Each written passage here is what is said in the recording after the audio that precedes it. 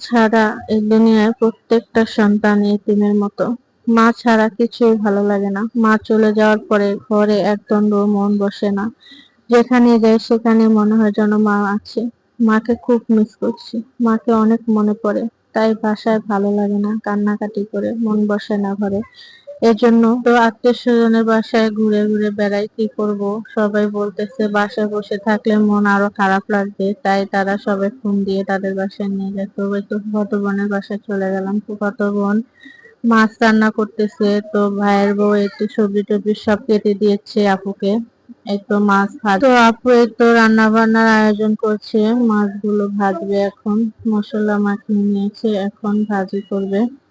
তো মাছ রান্না করতে করতে আপুর সাথে অনেক গল্প করতেছিলাম মাকে নিয়ে। মার কথা যেখানেই যাই সেখানে মার কথা মনে পড়ে। আসলে আমার মায়ের মতো এরকম কজন আছে জানি না। সবার মাই সবার কাছে ভালো। আমার কাছে আমার মা অনেক প্রিয় ছিল। আমার মায়ের কাছে আমি সবসময় দুঃখ কষ্ট সবকিছু শেয়ার করতাম, যা একটা বন্ধুর সাথে আমি কখনো করিনি। ভালো মন্দ সবকিছু মায়ের সাথে শেয়ার করতাম। তো মাকে কোনোদিনও ভুলতে পারবো না। মায়ের কথা যেখানে যাই যেখানে বসি সেখানে বসলে মার কথা মনে পড়ে।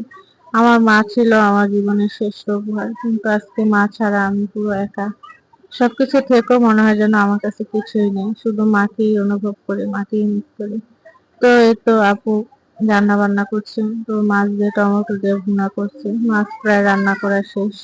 মাছ রান্না করতে করতে সে আপু আম্মুর কথা বলতে বলতে অনেক কান্না করছিল। আপু অনেক ভালোবাসতো আমার মাকে, শুধু মামি মামি করে বলতো আর কান্না করতেছিল। তো আপু মাছ রান্না প্রায় শেষ। তো মাছ রান্না করা শেষ। আসলে প্রত্যেকটা পরিবারই মায়ের অবদান অনেক কিছু। মা ছাড়া প্রত্যেকটা সন্তানই এতিমের মতোই হয়ে থাকে। আসলে মার অনুভব কখনোই পূরণ হয় না। মা থাকলে সবকিছু পরিপূর্ণ থাকে। তো এই তো আর কি বলবো, সবাই আমার মায়ের জন্য দোয়া করবেন। আল্লাহ যেন তাহাকে রিজিক নসিব করে। নামাজ পড়ে মায়ের জন্য দোয়া করা ছাড়া আর কিছু করার নেই। মাকে তো আর কখনো পাবো না।